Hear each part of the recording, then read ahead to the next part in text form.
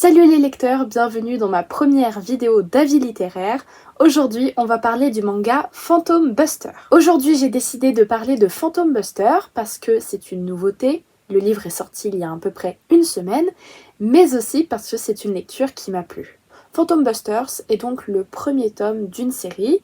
Pour l'instant, il n'y a qu'un seul tome. Il est sorti le 3 avril aux éditions Kiun. L'auteur et dessinateur est donc Neo Shoko, je ne connaissais pas du tout. Et il est noté 4,22 sur 5 sur Babelio et il y a pour l'instant 38 notes. Personnellement, je note ce livre 5 sur 5. Nous suivons donc l'histoire de Eugene qui va rentrer dans son nouveau lycée et la petite particularité de ce lycée, c'est qu'il y a des phénomènes paranormaux. Il va donc rencontrer un personnage qui s'appelle Mogari. Lui, il a la possibilité de manger les esprits, les fantômes. Après ça, ils vont rencontrer deux autres personnes afin de fonder un club pour chasser les fantômes. Il y a donc un deuxième garçon dont j'ai complètement oublié le nom et que je ne retrouve pas sur Babelio qui ressemble vraiment à Bakugo mais qui est un peu plus gentil. Et le quatrième garçon, c'est Kaoru. Lui, il est beaucoup plus sensible, mais je ne vais pas vous spoiler. Parlons d'abord de la mise en page et de l'intrigue. On pourrait croire que l'intrigue ressemble beaucoup à Jujutsu Kaisen, je sais que ça a été beaucoup repris sur les avis Babelio, mais je trouve que ce manga se démarque beaucoup des autres. La mise en page correspond au style habituel des mangas de Kiun, et je pense que ce manga va devenir plutôt célèbre et va suivre donc la ligne de Jujutsu Kaisen, ou encore Blue Exorcist pour citer des mangas qui ressemblent un peu à Phantom Busters. Pour ce qui est de l'intrigue, ce premier tome va introduire les 4 personnages.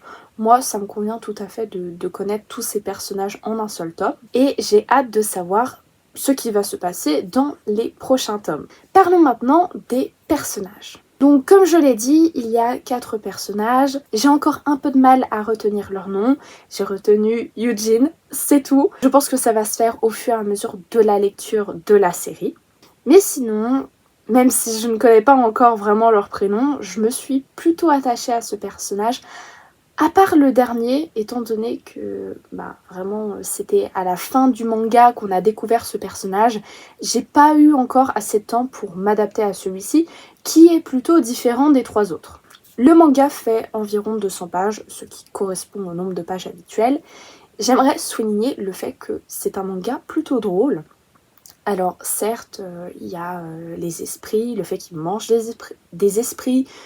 Il y a une autre personne qui est sensible à ces esprits, mais il y a vraiment un côté comique dans cette histoire que j'ai adoré. Il y avait des blagues dans toute l'histoire et surtout quelquefois des références.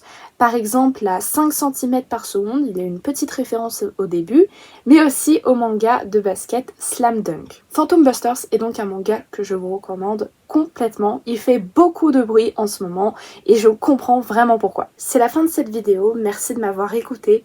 J'aurais aimé inclure une partie que je ne peux pas faire aujourd'hui, c'est de lire quelques avis sur Babelio, des avis à la fois positifs mais aussi négatifs. Le problème, c'est que ce manga est sorti il n'y a pas longtemps, donc ce manga a peu d'avis et la plupart sont des avis 5 sur 5 et sont souvent des services de presse. La prochaine fois, je vous montrerai vraiment des avis 5 sur 5, mais aussi des avis 1 sur 5. J'ai hâte de vous retrouver pour une prochaine fois, afin peut-être de vous parler d'un shoujo.